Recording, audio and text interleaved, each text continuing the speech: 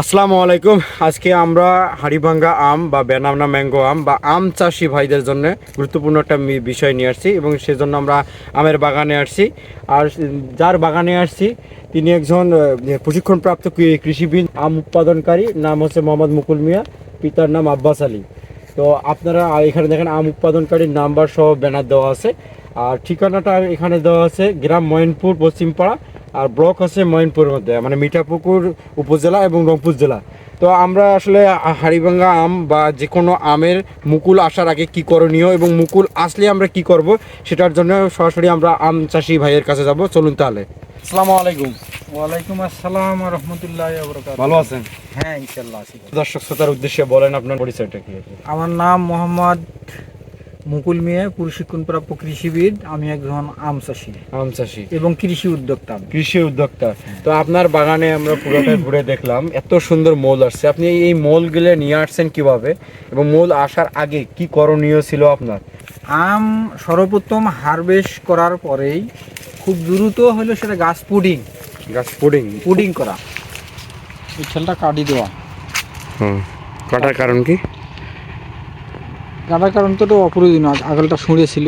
আচ্ছা, এখন তো এই যে মুকুল হচ্ছে তিনটে, আচ্ছা, এটা একটা, এটা একটা, এটা একটা, মুকুল তিনটে।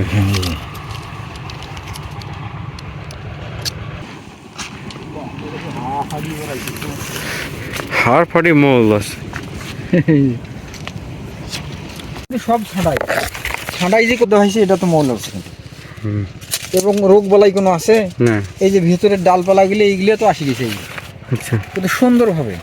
আর মুকুলটা কিন্তু এখন শুরু, এই যে এটা অপরজনীয় ছিল, ছাঁটাই দিছে, বাইরে হয়েছে। আচ্ছা, তো এই সমস্ত কাজ যদি সবাই করে, মুকুল আসা সহজ হবে ইনশাল্লাহ। এই পুডিংয়ের পরে খুব দ্রুত সার পাঁচ দেওয়া হয় গাছের গোড়ায়, যেমন phosphate, potash, urea, gypsum, magnesium, boron, অর্থাৎ অনুখাদ্য যতগুলি আছে সমস্তগুলি মিক্স করিয়ে গাছের গোড়ায় দেওয়া হয়।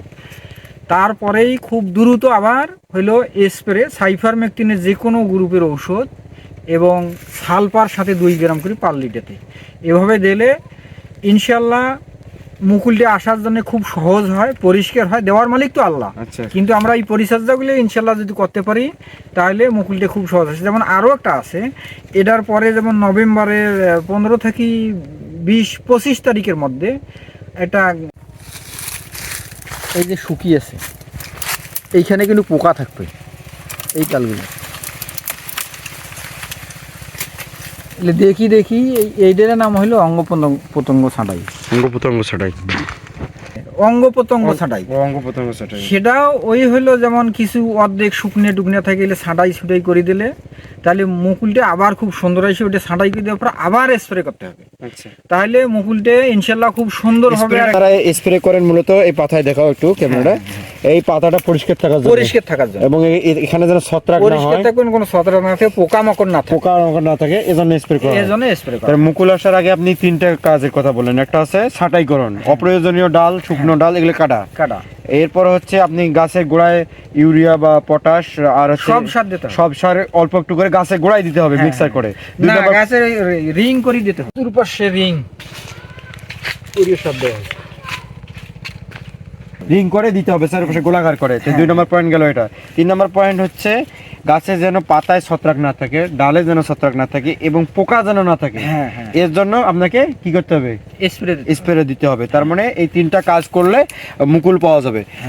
আমাদের আরেকটা বিষয় শেয়ার করবেন, মুকুল যখন আরো একটা জিনিস আছে, পোকামাকড় শেষ দমন করার আরো কিছুই আছে। যেমন বাগানে কিছু অপ্রয়োজনীয় ঘাসপালা থাকে, ঝাড়ঝুড়, এই সমস্ত জিনিসগুলো পরিষ্কার করলে পোকামাকড়ের আমদানিটা কম হবে। মানে পোকামাকড়ের যখন উত্তপ্ত কম হবে তখন অটোমেটিক স্প্রেও কম লাগবে এবং ফলও ভালো আসবে ইনশাল্লাহ।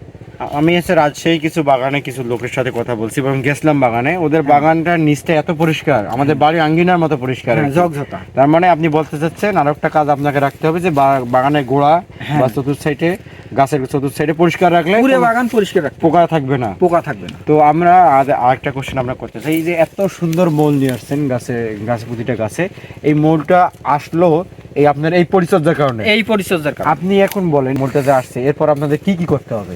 এখন ধরেন যেমন আপনার ম্যানকোজিব দিতে হবে। আচ্ছা, তারপরে আপনার কার্বনডাজিম কিছু দিতে হবে। ম্যানকোজিব কার্বনডাজিম। হ্যাঁ, তারপরে এই সাইফারমেথ্রিন গ্রুপের ঔষধ আবার। এটা হইলে আপনার পচাড়ি থাকবে না, পচারি ফুল ফলগুলো খুব সুন্দর থাকবে, শুকশুকে থাকবে। এই ফুলগুলো হ্যাঁ, খুব সুন্দর থাকবে। ম্যানকোজিব বা সাইপারমেথ্রিক্স দিলে পোকা বা পচারি এটা এখন বেশি লাগে না তো। ও আচ্ছা, খুব বেশি লাগে না। আপনার সাইফারমেথ্রিন গ্রুপের মানে পোকার ঔষধ আর ম্যানকোজিব, কার্বনডাজিম এই সমস্ত মিশ করে স্প্রে করলেই ইনশাআল্লাহ মুকুলটা খুব সুন্দর ঝকঝকা থাকবে। অনেক সময় মুকুল কালো হয়, এই কি কারণে কালো হয়? স্প্রে করে না, পরিচর্যার অভাব। পরিচর্যার অভাব। হ্যাঁ। তার মানে মুকুল আসার পরবর্তী দুইটা কাজ করতে হবে, একটা আছে স্প্রে। হ্যাঁ, মানে সেটা যেমন এই আগাটার কথা বলি, এখানে কিন্তু পোকা বাসাবাদী আছে, এই আগাটা এখানে ঔষধ পড়ে নেই। আচ্ছা, না পড়ার কারণে এই জায়গাটা এই অবস্থা নষ্ট হয়ে কালো হয়ে গেছে। হ্যাঁ, আবারও হবে কিন্তু দেরিতে। ও আচ্ছা, এই পোকার কারণে যেন এখানে ওষুধটা পড়ে। তার মানে মুকুল আসার পর আমাদের দুইটা কাজ করতে হবে, একটা হচ্ছে স্প্রে ছত্রাকনাশক বা কি পোকা, যেমন কারেন্ট পোকা, বিভিন্ন হবার পোকা আছে, এগুলো যেন পাতা খেয়ে না ফেলে, যেমন এখানে পাতাটা দেখতে ফেলছে, এগুলো যেন খেয়ে না ফেলে। এই দুইটা কাজ করলে ইনশাআল্লাহ মুকুল ভালো থাকবে এবং ফল হবে।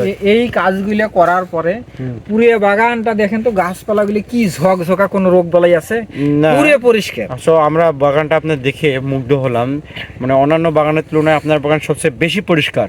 এবং আরো একটা জিনিস আমরা লক্ষ্য করতে পারলাম যে আপনার অন্যান্য বাগানের পাতা যেগুলো আছে, এগুলো পাতা কিন্তু একটু কালচে ভাব, আর আপনার একটা সবুজ শ্যামল, মানে যেগুলো হচ্ছে গাছের খাদ্য তৈরি হয়, ক্লোরোফিল মনে করে যে ভালো করে হয়। পাতা যত সবুজ থাকবে গাছের কিন্তু খাদ্য তত ভালো তৈরি হবে। তো আসলে আপনি এই দুইটা জিনিস লক্ষ্য করা বললেন। আর একটা হচ্ছে মুকুল আসার পর গাছের গোড়ায় কি করে পর্যাপ্ত পানি বা সার এরকম কিছু দিতে হবে? না না না, মুকুল আসার সময় কোনো পানি সার কিছু দেওয়া যাবে না। আবার যেমন আম গুঁড়ি হবে, মটর দানা বলি, পানি দেওয়া তখন যদি সম্ভব হয় তাহলে পানি তখন দিতে পারবে, তখনকার পানির উপকার আছে খুব। আচ্ছা, মাঝে মাঝে এই যে হঠাৎ বৃষ্টি হয়, তো হঠাৎ বৃষ্টি হলে সাথে সাথে কি করণীয়? বৃষ্টি হইলে সঙ্গে সঙ্গে, মানে বৃষ্টি যেদিন হইবে তার পরের দিনই খুব দ্রুত স্প্রে করা লাগবে। পরের দিনে মানে সাথে সাথে দ্রুত সেটা হলো আপনার ধরেন ম্যানকোজিব, কার্বনডাজিম গ্রুপ, ছত্রাকনাশক। মানে বৃষ্টি হলে কিন্তু এগুলো কালো হয়ে আসে, পোকার ঔষধ কিছু এটা দিলে মিক্স করে স্প্রে করতে হবে, তাহলে মুকুলটার সমস্যা হবে না। তো দর্শক শ্রোতা, আমরা আম চাষি ভাই মুকুল, ওনার কাছ থেকে আমি পুরো মুকুল আসার আগে কি করণীয় ছিল এবং মুকুল আসার পর কি করণীয় ছিল সেটা আমরা পুরোপুরি শুনলাম। তো আমি আবারও বলি, সর্বপ্রথম হচ্ছে আপনাকে গাছ পরিষ্কার রাখতে হবে, এর সাথে হচ্ছে আপনার ছত্রাকনাশক, মুকুল আসার পর ছত্রাকনাশক ব্যবহার করতে হবে। তো আজকে আপনাদের জন্য যে ভিডিওটা আমরা করলাম, সেই ভিডিওটা ছিল মুকুল আসে কিভাবে এবং মুকুল গাছে আসার পর কি কি করা লাগবে সেটা আপনারা পাইলেন। আপনারা যারা আমাদের এই ভিডিওটি দেখলেন এতক্ষণ পর্যন্ত, তারা ভিডিওটি ভালো লাগলে আমাদের ইউটিউব চ্যানেলে লাইক করবেন, কমেন্ট করবেন এবং এরকম ভিডিও পেতে আমাদের ফেসবুক পেজে প্রতিনিয়ত আমরা আপডেট দিয়ে থাকবো। ভালো থাকবেন সবাই, আসসালামু আলাইকুম।